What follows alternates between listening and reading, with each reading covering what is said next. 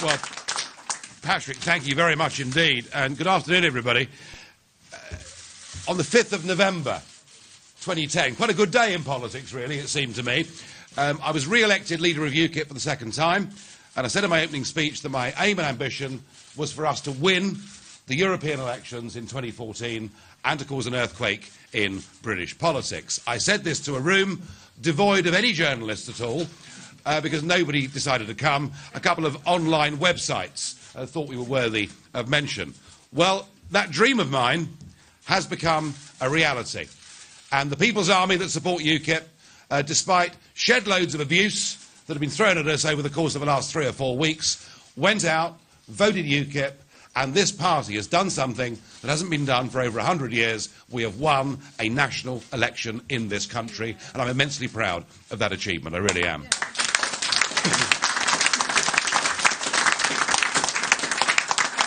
And we've proven over the last few days that we are genuinely a UK independence party. Most of you have thought for years that every UKIP voter is a retired half-colonel living on the edge of Salisbury Plain, desperate for the reintroduction of the birch, and only cheering up after the first pink gin of the day. Well, we've got a few of those that vote for us, there's no doubt about it. But actually, we cross, as Paul said, all social divides. You know, we're picking up a large number of old Labour votes, we've picked up quite a serious number of Liberal Democrat votes, and 1 in 5 of our voters are people who have not voted for anybody for 20 years or more. But in terms of geography, that's even more fascinating. The single most remarkable result last night was in Wales, where UKIP was just a few thousand votes away from beating the Labour Party in Wales. An astonishing result. We've made a breakthrough.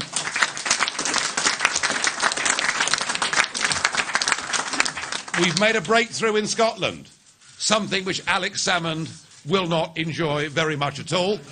And we will inject a completely new dynamic into the referendum on separation that is coming up on the 18th of September this year. And in Northern Ireland, where the count has not yet finished for the European Parliament, even though I don't think we're going to win a seat in the European Parliament, we won council election seats there on Thursday too. So we are genuinely a UK independence party, and I'm proud of that. And it is an earthquake in British politics. It is a remarkable result, and it does have, I think, profound consequences for the leaders of the other parties. Nick Clegg, to whom I'm personally extremely grateful, because challenging us to those debates really kicked off the whole European election campaign and allowed us, for the first time in 40 years, to put the argument why this country would be better off outside political union. But Clegg, I think, his position as a result of last night, I find it very difficult to believe that he will lead the Lib Dems into the next general election. As for Mr Miliband, it is difficult to think of somebody who is more out of touch with his own working-class voters than Dave, Danny Alexander and the crew. And I think the calls upon them to offer a referendum ahead of the next general election are going to become enormous. I personally think that after the Scottish referendum, around about the conference season, Miliband will offer a referendum, but if he doesn't offer a referendum, if he doesn't do it, he will then become UKIP's greatest recruiting sergeant. So the choice really is theirs with Labour. And as for David Cameron, well, in some ways, he emerges amongst the other leaders, I would say, the least scathed. Yes, there are still big divisions within the party, but perhaps the test for David Cameron will come in 10 days' time, because UKIP, with a win behind it, has got momentum. And in 10 days' time, there is a by-election in Newark. And Roger Helmer here is our candidate.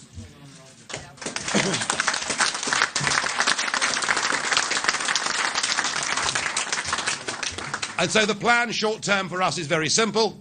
The People's Army of UKIP now marches on Newark.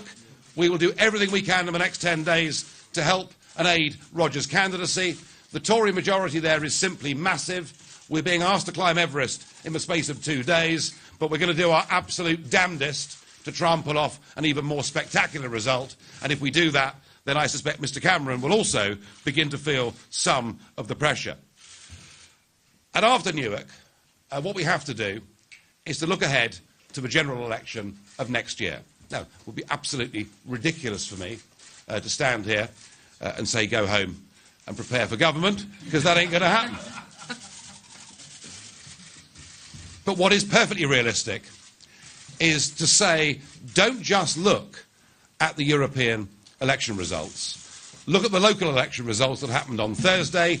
Look at the English county election results that happened in May of last year.